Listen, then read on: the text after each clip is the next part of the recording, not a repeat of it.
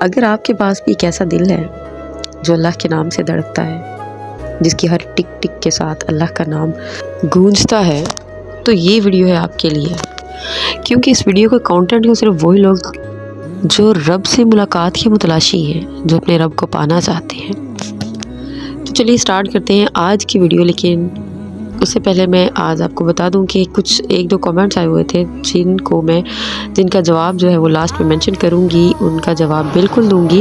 کچھ مصروفیت کی وجہ سے میں نے ان کے آنسر جو ہے وہ نہیں دیے، آئی نو دیٹ، لیکن اس کا آنسر بھی جو ہے وہ میں اس ویڈیو کے لاسٹ میں دوں گی، تو لاسٹ تک ویڈیو ضرور دیکھیے گا۔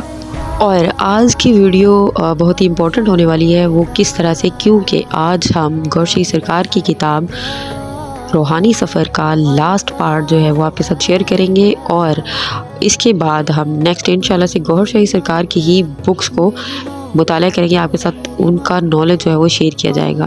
تو آج اس کا اختتام کریں گے، تو نیکسٹ جو بھی بک آپ کے ساتھ شیئر کی جائے گی وہ آپ کو بتا دی جائے گی۔ تو سرکار فرماتے ہیں کہ ایک دن لال باغ سے سہون کو جا رہا تھا۔ خلیفہ کے گھر کے سامنے چبوترے پر ایک چھوٹا سا مزار ہے۔ جب وہاں سے گزرا تو صاحب مزار نظر آئی اور اپنی طرف بلایا۔ میں ان کی قبر کے پاس پہنچا اور فاتحہ پڑھی۔ سامنے ایک شخص جھاڑو دے رہا تھا اور ساتھ ہی ساتھ چرچ کے کش لگا رہا تھا۔ اب وہ میرے بالکل قریب آ گیا اور میں دھوئیں میں گر گیا۔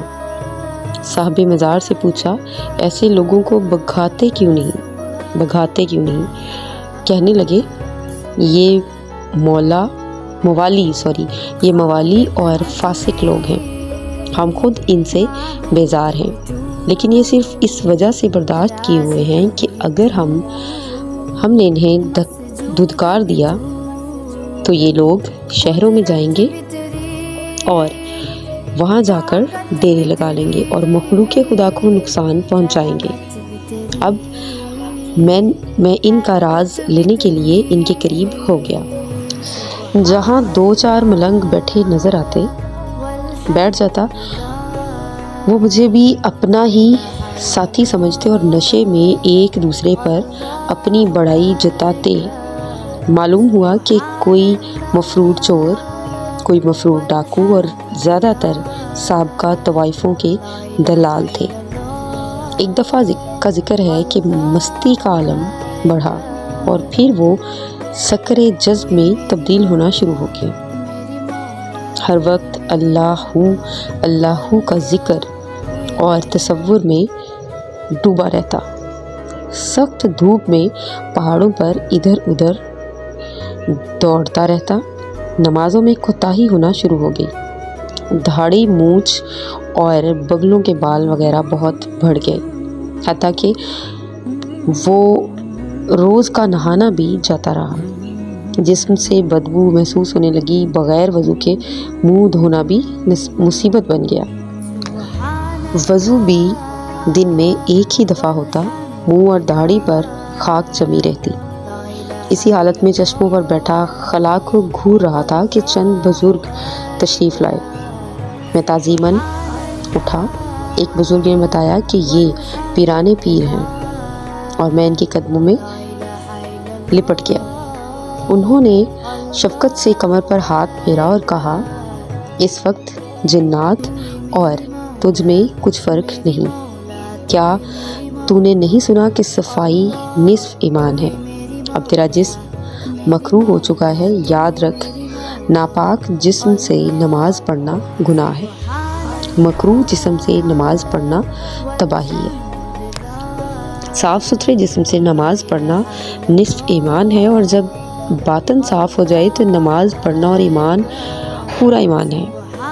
جب باطن صاف ہو جائے تو نماز پڑھنا پورا ایمان ہے، یعنی وہ حقیقت نماز مل جاتی ہے جو مومن کی معراج ہے۔ اب درود شریف کثرت سے پڑھ، اس وقت تک پڑھ جب تک حالت جذب ختم نہ ہو، اور پھر میں نے درود شریف کے وسیلے سے سکر پر آغاز سے ہی قابو پا لیا۔ ایک دفعہ جے شاہ نورانی جانے کا اتفاق ہوا لاہور کی پہاڑیوں میں ایک غار ہے جہاں پتھر کی اونٹنی کے نشان بنے ہوئے ہیں۔ غار کے ارد گرد میلوں تک کوئی آبادی نہیں ہے۔ بڑی بڑی خوفناک پہاڑیاں ہیں جہاں شیر اور چیتے گھومتے دیکھے گئے۔ ایک جوان سال شخص غار کے پاس تنہائی میں رہتا ہے۔ اس نے غار کا راستہ دکھایا اور مغرب کا کھانا بھی کھلایا، یعنی تقریباً 1.5 انچ موٹی روٹی کے ٹکڑے پیش کیے گئے۔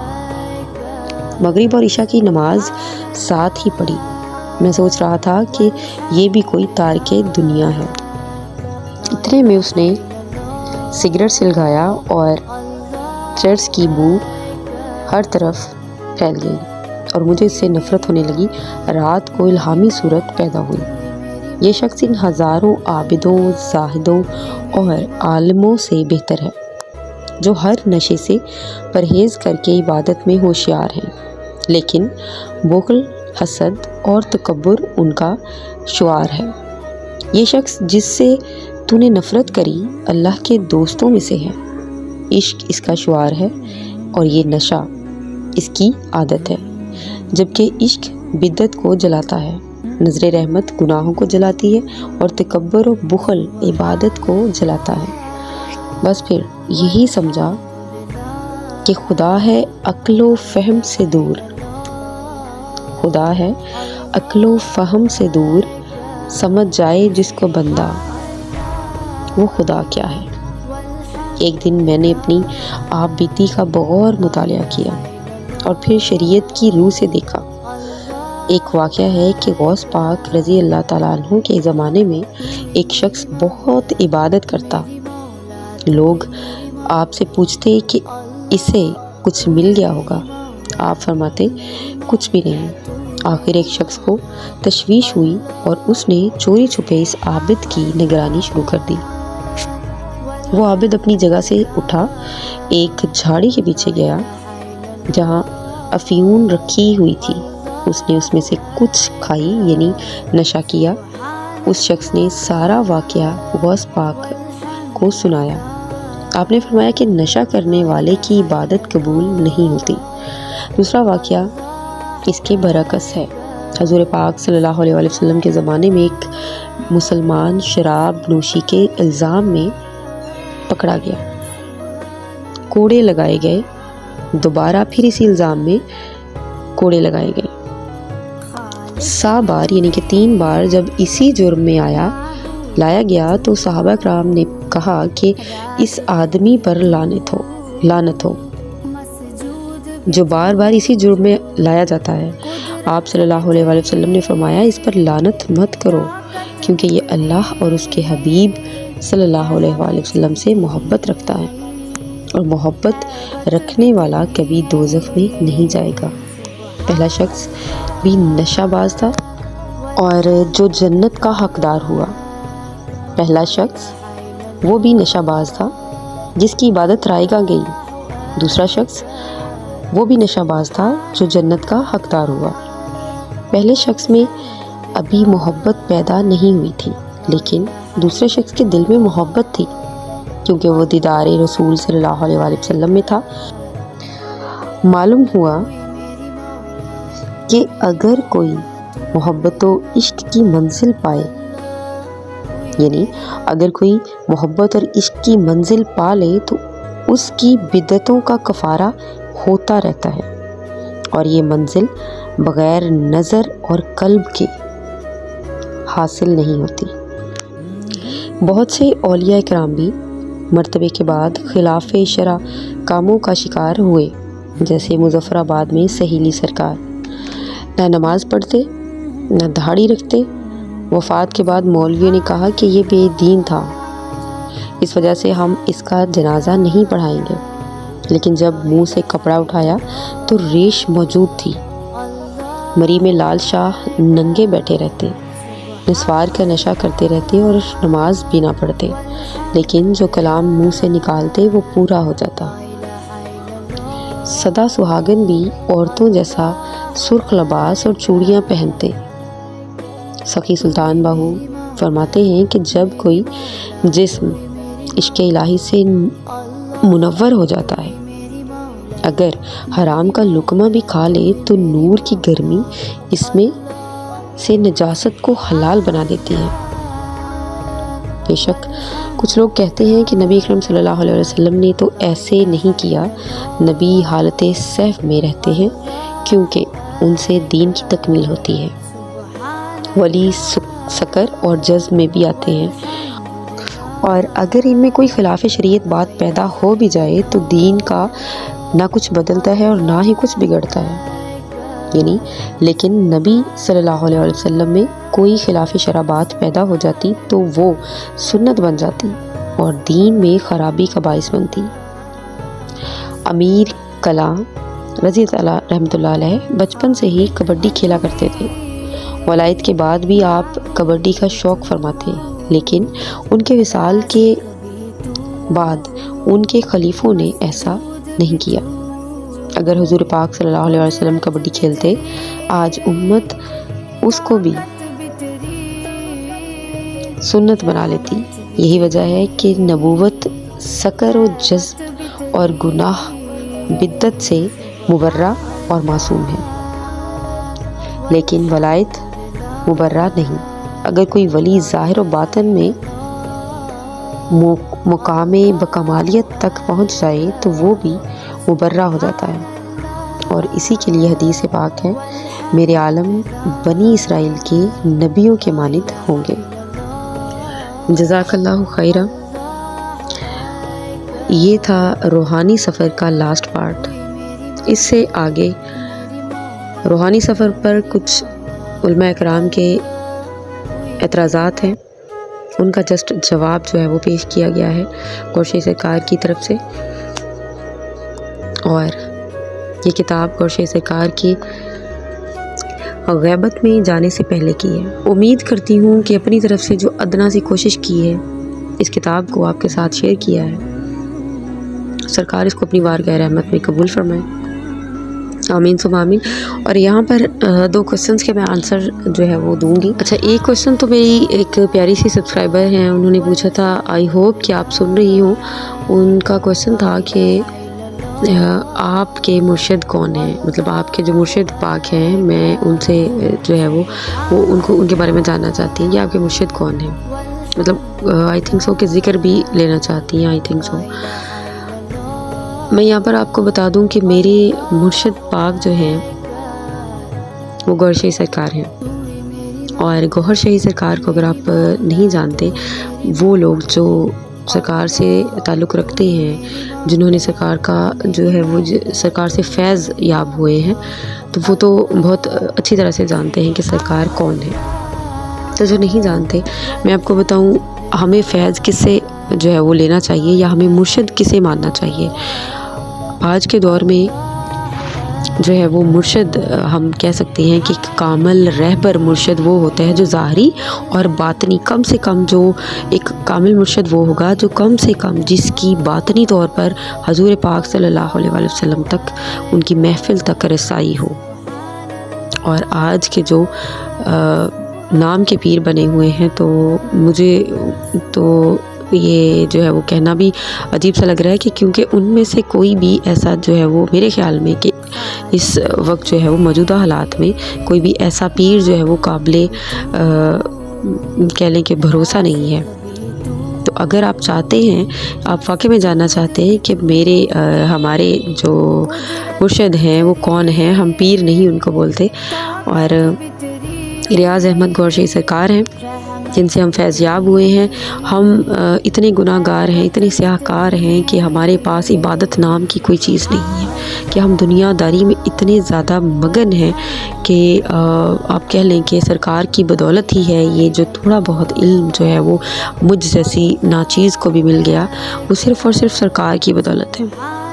سرکار نے ہمیں جس طرح سے نوازا، اسی طرح سے آپ سب کو بھی نوازیں گے۔ اور شارٹ میں آپ کو جو ہے وہ ڈیٹیل میں اتنا زیادہ نہیں جاتے کیونکہ ویڈیو کافی لمبی ہو گئی ہے، آئی ہوپ آپ سن رہی ہوں گی۔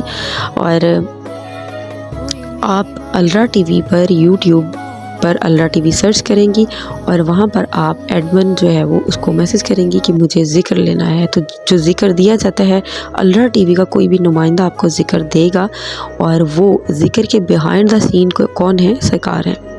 تو جب آپ کو ذکر مل جاتا ہے ایک بندے کو، تو اس کے اوپر سرکار کی طرف سے جو ہے وہ 2 موکلات جو ہے وہ چھوڑ دیے جاتے ہیں، تو وہ آپ ان کی پروٹیکشن میں آ جائیں گی، اور آہستہ آہستہ دن بدن آپ دیکھیں جو بھی وہ آپ کو طریقہ کار بتائیں گے، جو ذکر بتائیں گے، اس طرح سے آپ اس پر عمل کریں، اور ڈے بائی ڈے آپ کا جو ہے وہ ایک روحانی سفر جو ہے وہ انشاء ریاض سٹارٹ ہو جائے گا۔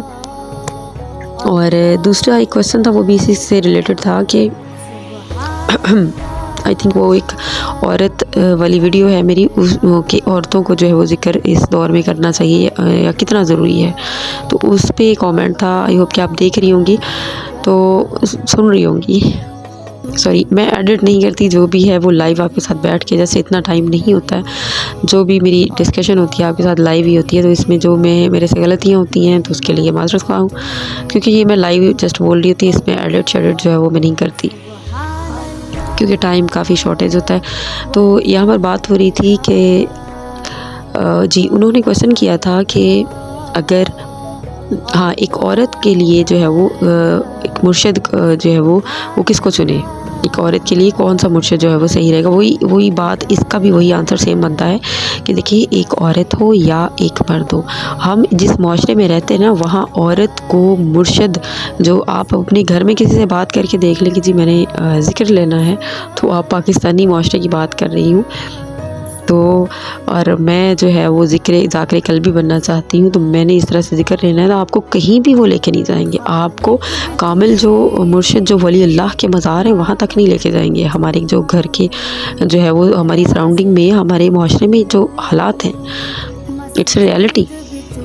تو ایک عورت کے لیے یہ بڑی مشکل بات ہے کہ وہ جائے کسی کے پاس اور وہ اپنے دل کی خواہش بتائے کہ میں بھی اللہ کو جو ہے وہ پانا چاہتی ہوں، میں اپنے دل میں رب کی محبت جو ہے وہ، رب کا نام جو ہے وہ میں چاہتی ہوں کہ میرا دل اللہ کے نام سے دھڑکے۔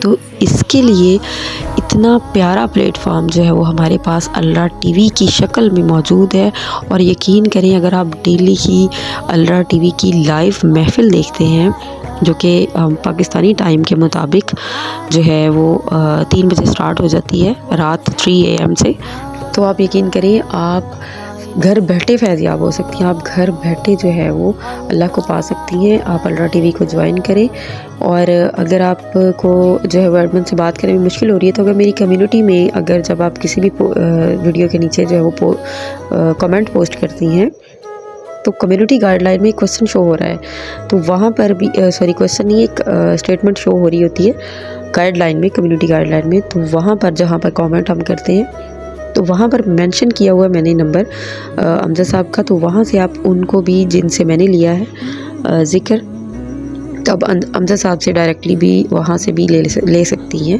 ذکر، اور گھر بیٹھے انجوائے کریں، ٹینشن نہیں ہے، ذکر لے لیں، اور دنیا داری کے کام بھی ساتھ ساتھ ہوتے رہیں گے، لیکن ساتھ ساتھ آپ سرکار کی پروٹیکشن میں آ جائیں گے، اور اللہ کے قریب سے قریب تر ہوتے جائیں گے، کیونکہ سرکار کی، کیونکہ یہ ایسا دور چل رہا ہے، یہاں پر میں آپ کو بتا دوں کہ یہ جو دور چل رہا ہے نا، یہاں اب فری میں بانٹا جا رہا ہے، اور لوگوں کو اس بات کی قدر نہیں ہے، یہ فری میں بانٹا جا رہا ہے، اور جب سرکار کی غیبت کا ٹائم جو ہے وہ ختم ہو جائے گا، اس کے بعد یہ فیض ختم ہو جائے گا، یعنی توبہ کا دروازہ بند ہو جائے گا، تو اس وقت لوگ جو ہے وہ پریشان ہو رہے ہوں گے، اور صرف وہی امام مہدی کو جو ہے وہ پہچان سکیں گے جن کے دل ذاکر قلبی ہوں گے، جن کے دل اللہ کے نام سے دھڑک رہے ہوں گے، تو جن کے دل میں تھوڑا سا بھی نور کی ایک چھوٹی سی بھی لائٹ ہوگی نا، تو وہ خود بخود کھنچتا چلا جائے گا امام مہدی کی طرف۔ تو یہاں پر جو ہے وہ بات کافی لمبی ہو جائے گی، آئی ہوپ آپ کو جو ہے وہ آپ کے کویسچن کے آنسر مل گئے ہوں گے، اگر پھر بھی کوئی کنفیوژن ہے تو آپ پھر سے کویسچن کر سکتی ہیں، میں ایک الگ کومنٹس کا جو ہے وہ ایک الگ ایک ویڈیو بنا دوں گی، تاکہ جو بھی جتنے بھی آپ کے کویسچنس ہیں، کوئی بھی آپ کو ایشو ہے یا کوئی بھی آپ کو میرے سے بات کرنی ہے، تو اس کے لیے میں ایک الگ ویڈیو بھی ایک سیپریٹلی بھی بنا دوں گی۔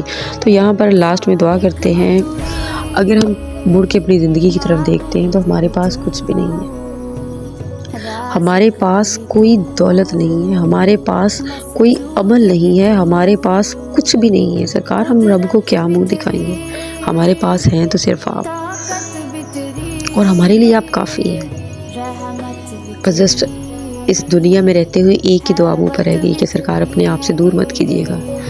سرکار ہمیں آپ کی محبت چاہیے، ہم آپ کی محبت کے متلاشی ہیں.